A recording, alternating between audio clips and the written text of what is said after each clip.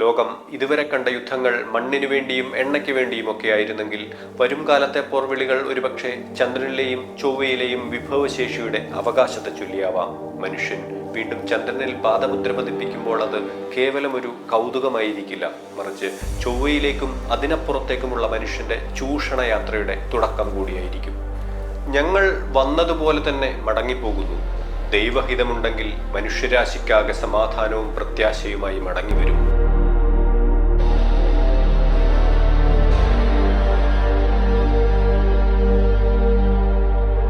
മനുഷ്യൻ വീണ്ടും ചന്ദ്രനിലേക്ക് പോവുകയാണല്ലോ. വെയിറ്റ്, അതിന് മനുഷ്യൻ ഇതിനു മുൻപ് ചന്ദ്രനിൽ പോയിട്ടുണ്ടോ? ഏതോ മരുഭൂമിയിൽ സെറ്റിട്ടെടുത്ത ഫോട്ടോ അല്ലേ നമ്മൾ കണ്ടിട്ടുള്ളത്? കാറ്റുവീശാത്ത ചന്ദ്രനിൽ എങ്ങനെയാണ് US പതാക പാറിപ്പറക്കുന്നത്? ചാന്ദ്രദൗത്യത്തെക്കുറിച്ചുള്ള ചർച്ചകളെല്ലാം ഇങ്ങനെ ഉത്തരമില്ലാത്തതോ ദുരൂഹമായതോ ആയ കുറെ ചോദ്യങ്ങളിലാണ് അവസാനിക്കാറുള്ളത്.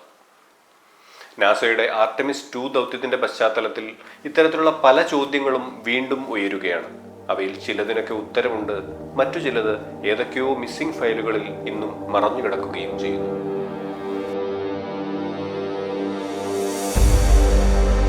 ചന്ദ്രനിൽ ആദ്യമായി കാലുകുത്തിയ മനുഷ്യനാരെന്ന് ചെറിയ ക്ലാസുകൾ മുതൽ കേൾക്കുന്നതാണ്. നീൽ ആംസ്ട്രോങ് എന്നാണ് പറഞ്ഞു പഠിച്ച ഉത്തരം. എന്നാൽ ചന്ദ്രനിൽ അവസാനമായി കാലുകുത്തിയ മനുഷ്യന്റെ പേരെന്താണ്? ആംസ്ട്രോങ്ങിന്റെ സഹയാത്രികനായിരുന്ന എഡ്വിൻ ആൽഡ്രിൻ എന്നല്ല ആ ചോദ്യത്തിന്റെ ഉത്തരം. കാരണം ആംസ്ട്രോങ്ങിനെയും ആൽഡ്രിനെയും ചന്ദ്രനിലെത്തിച്ച 1969 അപ്പോളോ 11 ദൗത്യം മനുഷ്യന്റെ അവസാനത്തെ ചന്ദ്രയാത്രയായിരുന്നില്ല. അത് കഴിഞ്ഞ് 5 തവണ കൂടി അപ്പോളോ ദൗത്യങ്ങൾ ആവർത്തിച്ചിട്ടുണ്ട്. 1972 ഡിസംബർ 14 അപ്പോളോ 17 ദൗത്യത്തിന്റെ ഭാഗമായാണ് മനുഷ്യൻ ഇതിനു മുൻപ് അവസാനമായി ചന്ദ്രനിലിറങ്ങിയത്. അവിടെ ഏറ്റവും ഒടുവിൽ പതിഞ്ഞ കാൽപ്പാടിന്റെ ഉടമയുടെ പേര് ജീൻ സെർനാൻ എന്നായിരുന്നു. ഞങ്ങൾ വന്നതുപോലെ തന്നെ മടങ്ങിപ്പോകുന്നു. ദൈവഹിതമുണ്ടെങ്കിൽ മനുഷ്യരാശിക്കാകെ സമാധാനവും പ്രത്യാശയുമായി മടങ്ങിവരും എന്നതായിരുന്നു അദ്ദേഹം അവിടെ അവസാനമായി പറഞ്ഞ വാക്കുകൾ. എന്നാൽ ആ മടങ്ങിപ്പോക്കിനായി ലോകത്തിന് കാത്തിരിക്കേണ്ടി വന്നത് നീണ്ട 53 വർഷങ്ങളാണ്. എന്തുകൊണ്ടാണ് ശാസ്ത്രം ഇത്രയേറെ പുരോഗമിച്ചിട്ടും അരനൂറ്റാണ്ട് കാലം മനുഷ്യൻ ചന്ദ്രനിലേക്ക് പിന്നെ തിരിഞ്ഞു നോക്കാതിരുന്നത്? ഇടയ്ക്കിടെ പോയി വരാൻ അവിടെ അമ്മായിയുടെ വീടൊന്നുമില്ലല്ലോ എന്ന് വേണമെങ്കിൽ നിസ്സാരവൽക്കരിക്കാം. അല്ലെങ്കിൽ അമേരിക്കയുടെ ചന്ദ്രദൗത്യം വെറും സ്റ്റുഡിയോ ഷൂട്ടിംഗ് ആയിരുന്നു എന്ന പഴയ കെട്ടുകഥയിലേക്ക് തിരിച്ചു പോകാം. പക്ഷെ അതിനൊക്കെ അപ്പുറത്ത് ഗൗരവമേറിയ പല കാരണങ്ങളുണ്ട് ചന്ദ്രദൗത്യങ്ങൾ മുടങ്ങിപ്പോയതിന് പിന്നിൽ. അപ്പോളോ ദൗത്യങ്ങൾക്ക് ശേഷം ചന്ദ്രനെ നാം മറന്നുപോയതിനു പിന്നിൽ പറഞ്ഞു കേൾക്കുന്ന കോൺസ്പിറസി തിയറികൾ പലതാണ്. മനുഷ്യൻ യഥാർത്ഥത്തിൽ ചന്ദ്രനിൽ ഇറങ്ങിയിട്ടേയില്ലെന്നും അതൊരു ഹോളിവുഡ് സിനിമ പോലെ സ്റ്റുഡിയോയിൽ ചിത്രീകരിച്ചതാണെന്നും വിശ്വസിക്കുന്നവർ ഇന്നും ലോകത്തുണ്ട്. ചന്ദ്രനിൽ കാറ്റില്ലാതിരുന്നിട്ടും അമേരിക്കൻ പതാക പാറുന്നതെങ്ങനെയെന്നാണ് ഇവരുടെ പ്രധാന ചോദ്യം.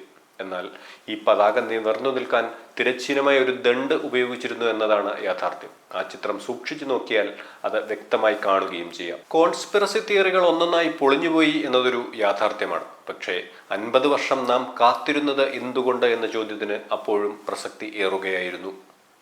ഇതിനു പ്രധാന കാരണം സാമ്പത്തികം തന്നെ. അപ്പോളോ ദൗത്യങ്ങളുടെ കാലത്ത് അമേരിക്കയുടെ ദേശീയ ബജറ്റിന്റെ 4% നാസയ്ക്ക് വേണ്ടി മാറ്റിവെച്ചിരുന്നു. ഇന്നത് വെറും 0.5%.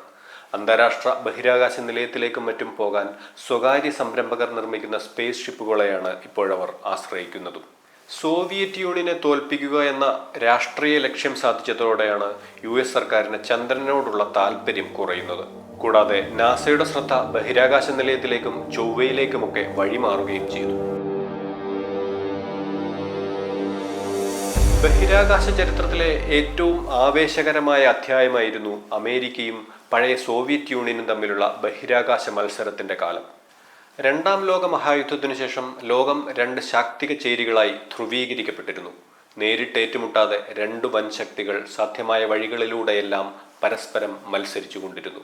കേൾക്കാൻ സുഖമുള്ള ഒരു ഓമന പേരും ലോകം അതിനു നൽകി: ശീതയുദ്ധം.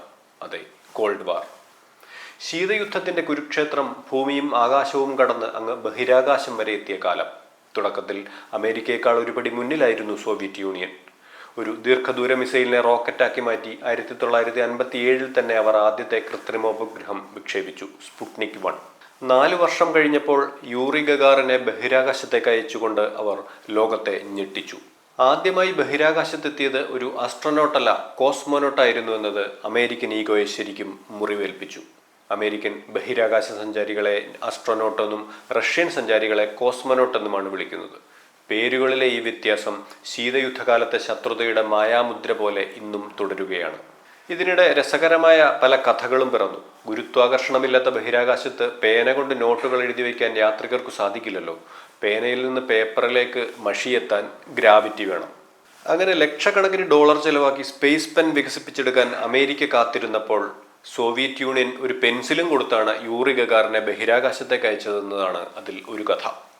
കേൾക്കുമ്പോൾ രസകരമായി തോന്നുമെങ്കിലും അതൊരു അർത്ഥസത്യം മാത്രമാണ്.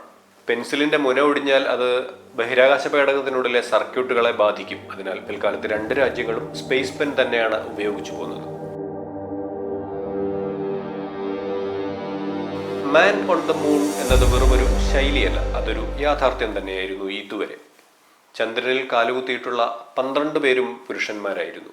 എന്നാൽ ആർടെമിസ് 2 ആ ചരിത്രം തിരുത്താൻ ഒരുങ്ങുകയാണ്. ക്രിസ്റ്റീന കോച്ച് എന്ന വനിതയുമുണ്ട് ആർടെമിസിന്റെ ക്രൂവിൽ. ചന്ദ്രനിലെത്തുന്ന ആദ്യത്തെ സ്ത്രീ എന്ന റെക്കോർഡാണ് ക്രിസ്റ്റീനയെ കാത്തിരിക്കുന്നത്. ചന്ദ്രനിൽ പോകുന്ന ആദ്യത്തെ കറുത്ത വർഗ്ഗക്കാരൻ എന്ന റെക്കോർഡ് വിക്ടർ ഗ്ലോവറും സ്വന്തമാക്കും. കനേഡിയൻ പൗരൻ Jeremy Hansen, commander Reid Wiseman എന്നിവരാണ് സംഘത്തിലെ മറ്റുള്ളവർ. ഇപ്പോഴത്തെ ദൗത്യത്തിൽ പക്ഷേ ഇവരാരും ചന്ദ്രനിൽ ഇറങ്ങില്ല, ഭ്രമണം ചെയ്ത് മടങ്ങി വരികയുള്ളൂ. വരാനിരിക്കുന്ന ആർടെമിസ് 3 ദൗത്യത്തിനുള്ള തയ്യാറെടുപ്പ് മാത്രമാണ് ഇപ്പോഴത്തേത്. 3ാം മിഷനിലായിരിക്കും മനുഷ്യൻ വീണ്ടും ചന്ദ്രനിൽ ഇറങ്ങുക. 6 വട്ടം പോയ വഴിയാണെങ്കിലും ചന്ദ്രനിലേക്കുള്ള യാത്ര അത്ര എളുപ്പമല്ല. അമേരിക്കയ്ക്ക് ശേഷം പല രാജ്യങ്ങളും ചന്ദ്രനിൽ ഇറങ്ങാൻ ശ്രമിച്ചെങ്കിലും പരാജയം മാത്രമായിരുന്നു ഫലം. ഇസ്രായേലിന്റെ ബെറഷീറ്റ്, ജപ്പാന്റെ ഐസ്പേസ്, റഷ്യയുടെ ലൂണ 25 ദൗത്യങ്ങളൊക്കെ ചന്ദ്രോപരിതലത്തിൽ തകർന്നു വീഴുകയാണ് ചെയ്തത്. 50 വർഷം മുൻപ് ചെയ്ത അതേ കാര്യം ഇന്നും വലിയൊരു സാങ്കേതിക വെല്ലുവിളിയായി തുടരുന്നു എന്നാണ് ഈ പരാജയങ്ങളിൽ നിന്ന് വ്യക്തമാകുന്നത്. ശീതയുദ്ധകാലത്ത് സോവിയറ്റ് യൂണിയനായിരുന്നു യുഎസിന്റെ എതിരാളിയെങ്കിൽ ഇന്ന് ആ സ്ഥാനം ചൈന ഏറ്റെടുത്തിരിക്കുകയാണ്. ഇതൊരു 2ാം ബഹിരാകാശ മത്സരമാണ്. ചൈന തങ്ങളുടെ ചാങ് ഇ ദൗത്യങ്ങളിലൂടെ ചന്ദ്രന്റെ മറുവശത്ത് പേടകം ഇറക്കിക്കഴിഞ്ഞു. 2030ഓടെ ചന്ദ്രനിൽ മനുഷ്യനെ ഇറക്കുമെന്നും അവിടെ ഒരു സ്ഥിരം ഗവേഷണ കേന്ദ്രം നിർമ്മിക്കുമെന്നും അവർ പ്രഖ്യാപിക്കുകയും ചെയ്തിട്ടുണ്ട്. ചൈനയുടെ സ്വന്തം ബഹിരാകാശ നിലയത്തിന്റെ പണിയും പുരോഗമിക്കുകയാണ്. ഈ പശ്ചാത്തലത്തിൽ ചൈന ചന്ദ്രനിലെ തന്ത്രപ്രധാനമായ വിഭവശേഷി കൈയടക്കുമോ എന്ന ഭയമാണ് ആർടെമിസ് ദൗത്യത്തിന് വേഗം കൂട്ടാൻ അമേരിക്കയെ പ്രേരിപ്പിക്കുന്നത്. ചന്ദ്രന്റെ ദക്ഷിണധ്രുവത്തിലെ ഐസ് രൂപത്തിലുള്ള ജലസമ്പത്തിനുമേൽ ആധിപത്യം സ്ഥാപിക്കുക എന്നത് ഇരു രാജ്യങ്ങളുടെയും ലക്ഷ്യമാണ്. അവിടെ നിന്ന് റോക്കറ്റ് ഇന്ധനം കൂടി വേർതിരിച്ചെടുക്കാൻ സാധിച്ചാൽ ചന്ദ്രനെ ചൊവ്വയിലേക്കുള്ള ഒരു ലോഞ്ച് പാഡായി ഉപയോഗിക്കാം. അല്ലെങ്കിൽ ഭാവിയിൽ രൂപീകരിക്കാനിരിക്കുന്ന ഒരു സ്പേസ് കോളനിയിലേക്ക് പോകാനുള്ള ബേസ് ക്യാമ്പാക്കി മാറ്റാം.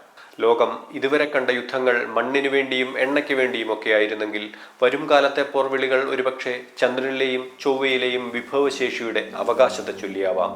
അല്ലെങ്കിൽ മറ്റേതെങ്കിലും ഗ്രഹത്തിൽ നിന്ന് ഇതേ അവകാശം പറഞ്ഞു വരുന്ന ഏലിയൻസുമായാകാം മത്സരം.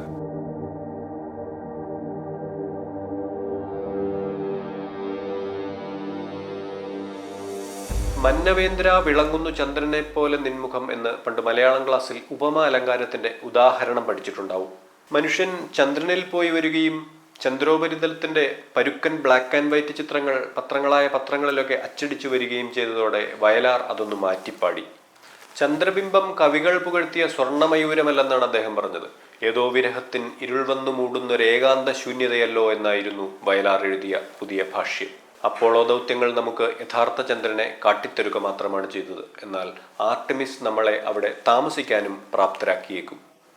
50 വർഷം നീണ്ട നിശബ്ദതയ്ക്ക് പിന്നിൽ ഒരു വലിയ തയ്യാറെടുപ്പായിരുന്നുവെന്ന് കാലം തെളിയിക്കുന്നു. മനുഷ്യൻ വീണ്ടും ചന്ദ്രനിൽ പാദമുദ്ര പതിപ്പിക്കുമ്പോൾ അത് കേവലം ഒരു കൗതുകമായിരിക്കില്ല, മറിച്ച് ചൊവ്വയിലേക്കും അതിനപ്പുറത്തേക്കുമുള്ള മനുഷ്യന്റെ ചൂഷണയാത്രയുടെ തുടക്കം കൂടിയായിരിക്കും. പ്രപഞ്ചത്തിന്റെ നിഗൂഢതകൾ അവസാനിക്കുന്നില്ല. മനുഷ്യനുള്ള കാലത്തോളം തേടിയാലും അതിൻ്റെ ഉത്തരങ്ങൾ പലതും മിസ്സിംഗായി തുടരും.